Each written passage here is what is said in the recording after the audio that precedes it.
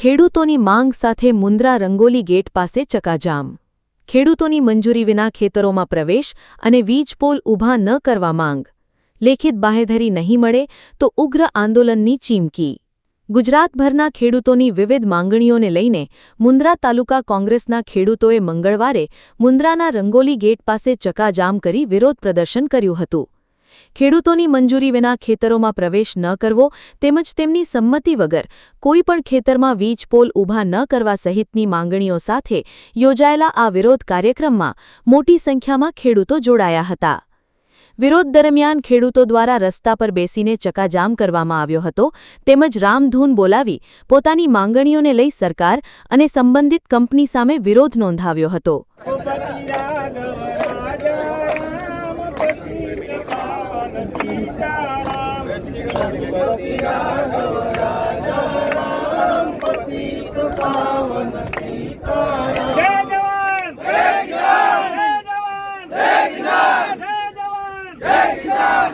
લગભગ 1 કલાક સુધી ચાલેલા ચકાજામના કારણે માર્ગ પર 4 થી 5 કિલોમીટર સુધી વાહનોની લાંબી કતારો લાગી ગઈ હતી અને વાહન વ્યવહાર અસરગ્રસ્ત બન્યો હતો.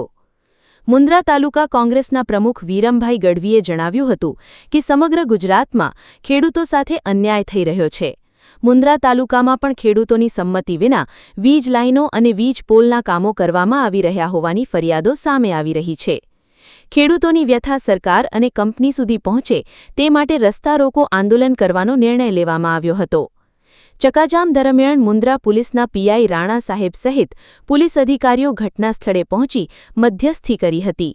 પોલીસ, ખેડૂતોના પ્રતિનિધિઓ અને કંપનીના અધિકારીઓ વચ્ચે થયેલી ચર્ચા બાદ કંપનીના પ્રતિનિધિઓએ ખેડૂતોની માંગણીઓ સ્વીકારવાની મૌખિક બાહેધરી આપી હતી. ઉપરાંત આગામી દિવસે લેખિતમાં પણ માંગણીઓને સ્વીકૃતિ આપવાનો વિશ્વાસ અપાયા બાદ ખેડૂતો દ્વારા ચકાજામ સમાપ્ત કરી ટ્રાફિક ફરી શરૂ કરવામાં આવ્યો હતો. વીરમભાઈ ગઢવીએ ચેતવણી આપી હતી કે જો કંપની દ્વારા સમયસર લેખિત બાહેધરી આપવામાં નહીં આવે તો આગામી સમયમાં વધુ ઉગ્ર આંદોલન કરવામાં આવશે, જેના માટે કંપની અને સરકાર જવાબદાર રહેશે. કાસમ ખલીફા સાથે આરિફ ખલીફા, ન્યૂઝ 11 ગુજરાત, મુન્દ્રા, કચ્છ. આજનો ચક્કાજામનો કાર્યક્રમ 30 જૂનનો જે પહેલાં લડત ગાંધીનગરમાં થઈ હતી અને લડતને અનુસંધાને ત્યાં જાહેર કરવામાં આવ્યો હતો ભારતીય રાષ્ટ્રીય કોંગ્રેસ દ્વારા કે 30 તારીખે ચક્કાજામ કરવામાં આવશે જો ખેડૂતોના પ્રશ્નોનો નિકાલ નહીં આવે તો. અને અત્યારે મુન્દ્રાની અંદર જે 2 વીજ લાઈનો આવી રહી છે 765 કિમીની, એ વીજ લાઈનોને અનુસંધાને આપણે જે પીડિત ખેડૂતો છે એમને સાથે રહી અને ચક્કાજામ કરવામાં આવ્યું હતું. અને આ જ કંપની છે જેની એક ટ્રાન્સમિશનની પેટા કંપની છે, એ અત્યારે ખેડૂતોના ખેતરમાંથી વીજ ટાવરો નાખી રહી છે અને એ વીજ ટાવરો ખેડૂતોની સંમતિ વગર ન પડે એના માટે કરીને આ ચક્કાજામ કરવામાં આવેલો હતો.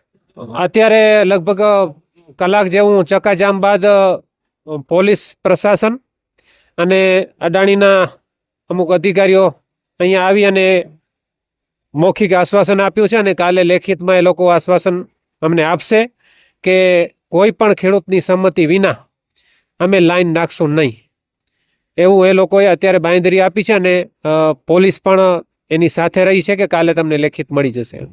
આગળના કાર્યક્રમો જનરલી આંદોલન જ હોય, પરંતુ આંદોલન કયા પ્રકારના હશે આપણે સિક્રેટ જ રાખતા હોઈએ છીએ, કારણ કે અત્યારે હવે પ્રશાસન અને કંપની એ બંને મળીને લોકોને આંદોલન કરવા ન દેવું એ દિશા તરફ આગળ વધી રહ્યા છે.